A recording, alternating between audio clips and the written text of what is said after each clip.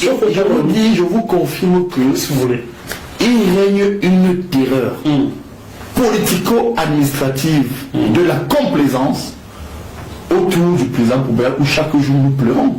Donc c'est qu'ils prennent... nous pensons quand même qu'il faudrait que les gens prennent bien conscience que on ne peut pas continuer comme ça. Et alors écoutez, quand les gens veulent des actes de progrès, des actes de crédible, ou parce que par leurs actes, ils ont déshumanisé l'État. Totalement déshumanisé l'État. Et aujourd'hui, la peur ne vient pas, et surtout, de ce petit peuple.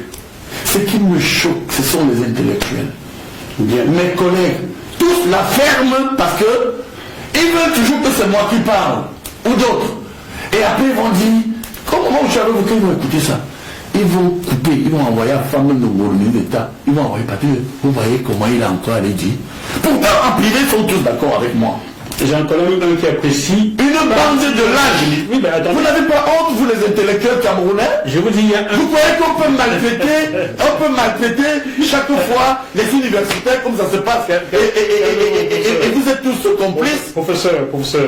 Mais je pense que le choix que j'ai opéré à faire de la politique, ça aussi il faut le dire, c'est pour prendre le pouvoir un jour avec certaines personnes. Nous allons donc aller là-dessus bientôt. Et vous permettez que il faut que on se batte plutôt en politique pour réparer ce que certains ne veulent pas de manière juste donner aux autres dans l'administration. Est-ce que renouveler une classe politique est nécessaire? Oui, mais à une condition.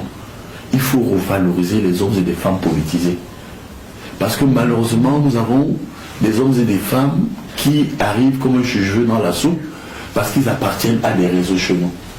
D'accord. Et cette politique de favoritisme et de construction et voire même de tentative de matérialisation de la vision politique du chef est neutralisée par le copinage, les coquins, les amis, les ethnies. Parfois, est-ce que, si vous me posez la question, nous avons par moments une crise du tribalisme chez nous? Oui. Parce que quand même, je ne voudrais pas toujours prendre sur mon dos de ressortir le tableau noir des postes au Cameroun, mais quand vous les regardez, quand même, ça fait mal. Vous vous posez quand même la question, comment est-on arrivé là? Arriver à croire que certaines personnes peuvent occuper toujours les mêmes postes. 17 ans au ministre. Même sans compétence. Non, écoutez, au-delà même des postes de durabilité, vous avez des zones qui ne sont pas représentées. Regardez, moi je suis un Sawa. Le professeur Soso a été récemment sorti recteur.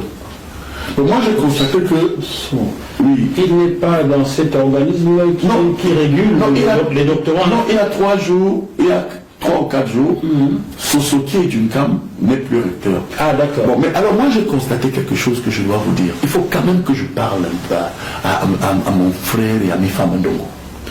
À Yaoundé 2, le recteur s'appelle Rumba. Il est du sud. Il a remplacé Minkwa du sud. Et Minkwa du sud a remplacé au Conseil constitutionnel Joseph Ouna du Sud. Mais à Yaoundé 1, c'est un Ewondo qui remplace un Yabassi. Comme s'il n'y avait aucun Sawa capable d'être recteur. Et la même configuration, si je l'avais dit, vous m'aurez dit, ah, vous êtes pas bien, vous êtes non, écoutez, non, je vous montre un peu ce qu'on appelle le tribalisme administratif inconscient. Écoutez, je vous donne encore des chiffres. Oui, allez-y. Prenez les gouverneurs au Cameroun. Quand je vous dis que nous, les biaïstes, nous sommes le socle de transformation d'un Cameroun juste.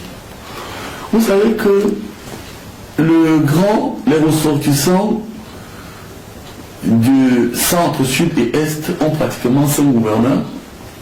Centre, sud et est, 5 gouverneurs sur 10. Je vous laisse sur 10. Regardez. Vongo, qui est du centre, il est Nanga. Et il est gouverneur de l'Est. De l'Est, ok. Oukala Bilay est du centre. Oui, comme Vongo, il est gouverneur du sud-ouest.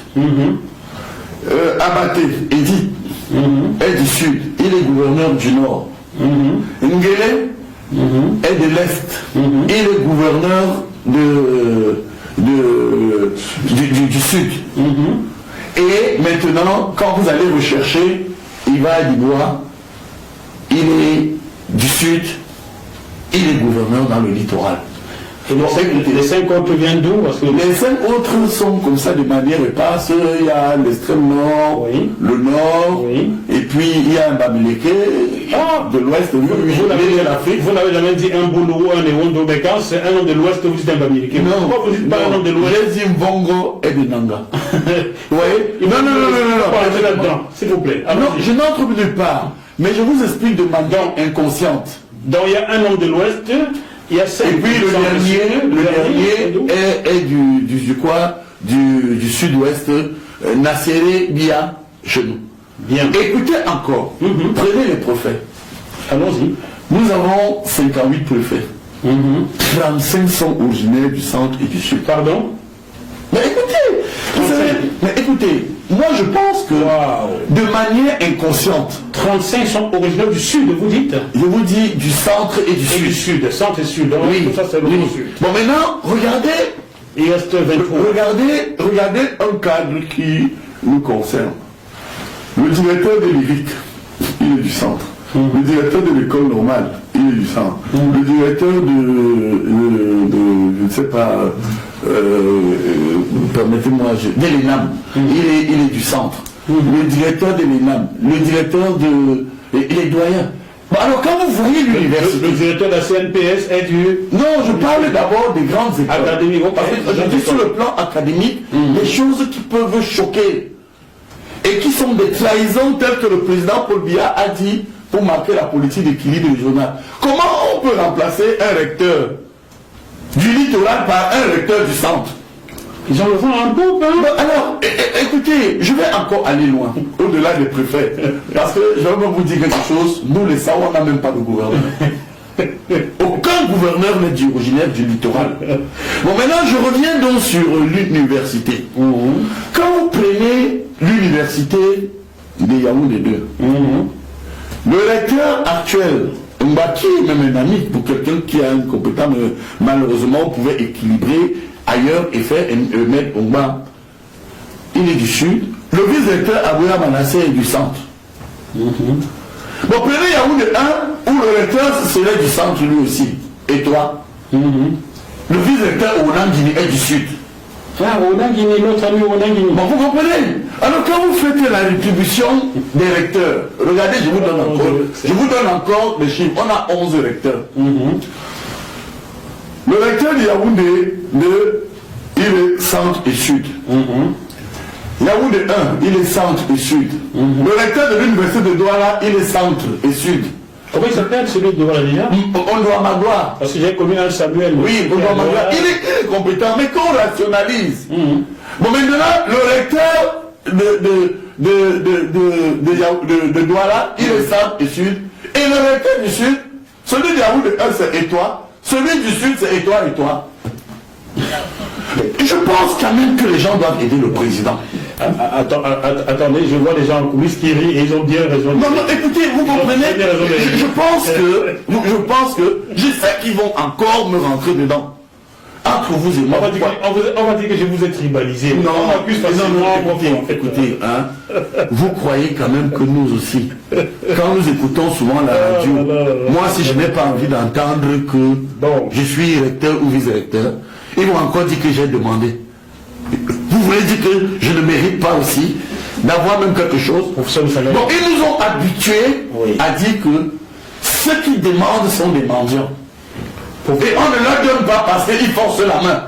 Mais ça ne pourra pas continuer comme ça. Ils ont bousillé le programme présidentiel d'équilibre régional.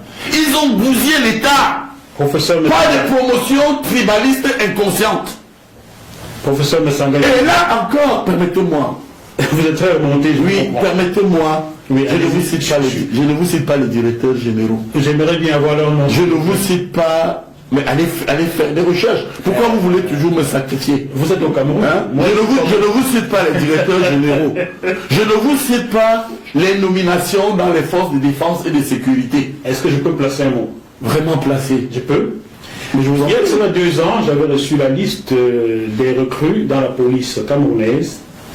89% des élus dans cette liste-là étaient du centre-sud. Je l'avais adressé à un haut responsable politique camerounais pour lui demander, dites-moi, n'y a-t-il que dans le centre et le sud du Cameroun que les enfants vont à l'école? Et il s'est énervé, il m'a insulté. Un haut responsable, un représentant du président d'hier. Comment peut-on, dans un pays où on parle d'équilibre régional, qui comporte 10 provinces, qui compte 256 langues qu'on a pu compter, avoir 85% des noms des recrues dans une liste de la police qui soient des 2 provinces, le centre et le sud, et de 2 régions. Deux régions. Bon, moi, ça fait longtemps que je suis parti de ce pays. Et aujourd'hui, comme je ne suis même plus camerounais, je n'ai plus le passeport, donc je peux dire ce que je veux. J'ai le droit. Donc, comment peut-on expliquer cela? Et là, je salue ce que l'honnêteté intellectuelle, l'honnêteté, tout ce cours que vous venez d'avoir en dénonçant cela, comme Henriette Ekoué lorsqu'elle était encore lucide. Non, ce n'est pas normal. Voilà. Vous savez que les tendances actuelles ne renforcent pas l'unité nationale.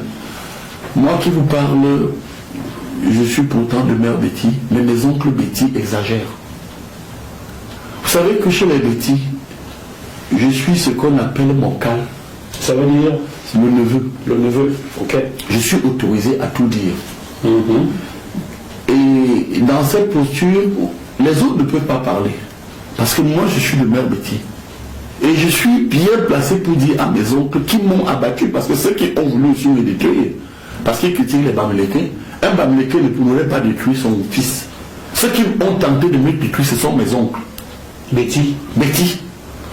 Parce qu'ils ont estimé que j'étais devenu gênant pour une construction juste du Cameroun. Une constitution juste. Il prononce le mot juste quand il parle de constitution. J'étais devenu gênant pour qu'il y ait une constitution juste, pour effarer cela. Mais regardez, le Cameroun aujourd'hui a besoin des hommes et des femmes honnêtes, compétents. Mais quel est ce pays où de plus en plus c'est les moins gradés qui commandent les plus gradés? Comment du directeur de lyrique qui... Non, encore ça c'est éphémère. Je ne parle pas du directeur de lyrique, je parle de tous ces hommes et femmes qui vont nous écouter, parce que dans les bureaux, vous allez voir que le critère d'excellence n'est plus la compétence, n'est plus la chose la mieux partagée. Par exemple, vous allez voir que vous êtes colonel, mais c'est un lieutenant-colonel qui tient un service qui régule votre structure. Vous allez voir que vous êtes commissaire principal ou divisionnaire. C'est celui qui est commissaire 4 étoiles, qui a une structure qui vous tienne en commandement. Alors moi j'ai toujours pensé que si nous voulons que le Cameroun se construise avec force, il faut vulgariser la compétence. Ça veut dire quoi? Quand vous venez par exemple à l'université, vous prenez un chargé de cours, vous mettez chef de département. Là où il y a un maître de conférence, comment vous pouvez dynamiser l'excellence? Moi je pense que la rétribution du commandement académique statocentré devrait commencer par se faire par ordre de grade. Professeur, vous comprenez? Aujourd'hui, nous nous retrouvons dans une espèce de déboire où le destin du chercheur. Et il y a même des cas où, quand il se fâche, on vous dit que vous n'entrez même plus à l'amphi. Regardez, je vous prends un cas banal parce que vous avez cité l'IRIC à plusieurs reprises. À l'IRIC, je suis actuellement, qu'un seul de mes collègues lève la main. Je suis aujourd'hui après Pondy, qui a pris sa retraite, Zam qui est décédé, Abotabi qui est décédé, Dieu donné le nom. Comment on peut priver de l'IRIC l'un des rares professeurs titulaires de relations internationales que je suis? Mais il préfère prendre mes cours parce qu'il est donné à quelqu'un d'autre. On dit qu'il n'a qu'à les dire. L'autoritarisme administratif, statocentré, est en train de détruire le champ de recherche chez nous. Tout ça sous le pouvoir de votre champion. Oui, on ne peut pas continuer à jouer comme ça où quand vous allez dans les ministères, et je termine là-dessus. Oui, s'il vous plaît. Je vous assure que les frustrations ont dépassé tous les bords. D'accord. Prenez le cas du Midrex. Ministère des Relations extérieures, voilà. où j'ai beaucoup d'étudiants. Je regarde souvent ce qui s'y passe.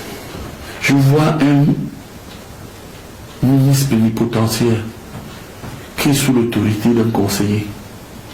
Je vois un attaché, un secrétaire des affaires étrangères, qui est sous l'autorité d'un attaché des affaires étrangères. Or, quel est l'objectif? Si nous voulons nous tourner vers l'excellence, il faut toujours commencer par privilégier, même si on nous dit que la fonction appartient à l'État, le grade appartient à l'homme, mais cet adage de Georges Bourdeau signifie que lorsque vous discriminez avec les meilleurs. La discrimination ne voudrait pas dire que vous allez aller prendre un administrateur civil principal, vous allez le mettre sous-préfet, et vous allez prendre un administrateur civil, vous mettez préfet. Vous tuez le rêve. Vous créez des frustrations, et vous ne construisez pas un pays où les dynamiques doivent rivaliser entre elles à l'effet de produire quelque chose d'efficace. Vous finirez par légitimer tout ce que je dénonce quelque part. Voilà les changements que nous voulons opérer. Merci de le dire à ma place. Et il faut changer de paradigme aujourd'hui. Ayons le courage de dire que ce sont les meilleurs, les hommes et les femmes qui travaillent dur et qui atteignent un certain piédestal de grade et qui devraient être récompensés et couverts par la fonction. Quel est ce pays où les moins gradés commandent toujours les plus gradés? Vous chutez là-dessus, et je vais prier ceux qui sont en coulisses de ne pas s'impatienter. On a le dernier chapitre, et à la fin, je voudrais fraternellement partager 2 grains d'argile avec chacun, car vous êtes mes frères. Même si nous nous opposons sur certains terrains, vous êtes mes frères. Voilà, à la suite de ce que le professeur Msanga Nyanding vient de dénoncer, je vous conseille de regarder l'émission avec Joël Didier Ngo intitulée Cameroun, tribalisme de l'État, sa genèse et son fonctionnement. Ça va dans le même sens. Et le professeur Msanga Nyanding, comme Joël Didier Ngo, sont les gens qui connaissent très bien l'appareil d'État. Oui, mais en attendant, concernant l'université, monsieur Jacques Famendongo, vous avez j'ai bien connu, oui, permettez-moi de dire que il y a quand même des choses qui ont échappé au ministre d'État. Vous avez des gens, moi je suis quelqu'un encore en fonction qui travaille, il faut qu'il fasse très attention.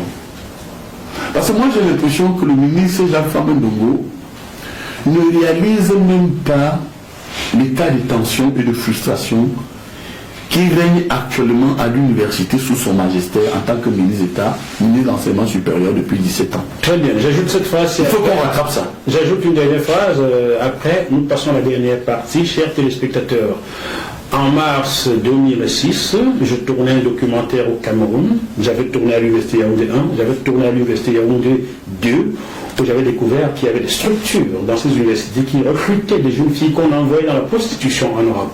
Le documentaire Les filières africaines de la prostitution, oui, vous ne savez pas qui l'a tourné, c'est Jacques Moifo, c'est moi, qui a été diffusé sur TF1 France, sur Planète, sur Canal, sélectionné au festival des meilleurs documentaires aux États-Unis. Oui, c'est moi qui l'avais tourné.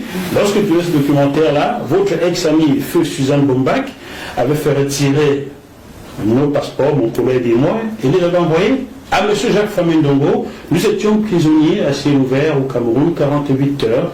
On nous reprochait de salir au Cameroun. Pourtant, nous essayons de comprendre pourquoi le Cameroun s'enfonçait dans ce que vous dénoncez aujourd'hui. Vous venez aujourd'hui légitimer ce que nous dénoncions dans un documentaire il y a 18 ans. Comme quoi il vaut mieux écouter les journalistes. Ils ne sont pas là que pour vous emmerder, ils sont là pour vous faire prendre conscience et essayer de changer de paradigme. C'est tout. Si on nous avait écouté, le Cameroun irait peut-être. Bon. Et ouais, nous nous plaignons de ce qu'il y a ces injustices. Et lorsque vous dénoncez ces injustices, certains vont dire que vous êtes contre le président. Ben, c'est ce qu'on nous a dit au Cameroun. Voilà. Malheureusement. C'est souvent ça. Et depuis, j'ai choisi de ne plus jamais tourner au Cameroun. Non, mais je tourne à Dubaï, je tourne au Canada, je tourne aux États-Unis, tout partout, sauf au Cameroun. Je vous confirme que, si vous voulez, il règne une terreur politico-administrative de la complaisance autour du président Poubelle où chaque jour nous pleurons. Donc ça veut dire qu'ils prennent... Nous pensons quand même qu'il faudrait que les gens prennent bien conscience que on ne peut pas continuer comme ça. Et alors, écoutez, quand les gens veulent des actes de progrès, des actes d'équilibre, ou parce que par leurs actes, ils ont déshumanisé l'État. Totalement déshumanisé l'État. Et aujourd'hui, la peur ne vient pas, et surtout, de ce petit peuple. Ce qui me choque, ce sont les intellectuels. Bien. Mes collègues, tous la ferment parce que ils veulent toujours que c'est moi qui parle, ou d'autres. Et après, ils vont dire, comment vous savez qu'ils vont écouter ça? Ils vont couper, ils vont envoyer à la femme de ministre d'État, ils vont envoyer papier. Vous voyez comment il a encore allé dire. Pourtant, en privé, ils sont tous d'accord avec moi. J'ai un collègue qui apprécie une bande de lâches. Oui, ben attendez. Vous n'avez pas honte, vous les intellectuels camerounais? Je vous dis, il y a un... Vous croyez qu'on peut maltraiter chaque fois les universitaires comme ça se passe et vous êtes tous complices? Professeur. Mais je pense que le choix que j'ai opéré à faire de la politique, ça aussi il faut le dire, c'est pour prendre le pouvoir un jour avec certaines personnes. Nous allons donc aller là-dessus bientôt. Et vous permettez que il faut on se batte plutôt en politique pour réparer ce que certains ne veulent pas de manière juste donner aux autres dans l'administration.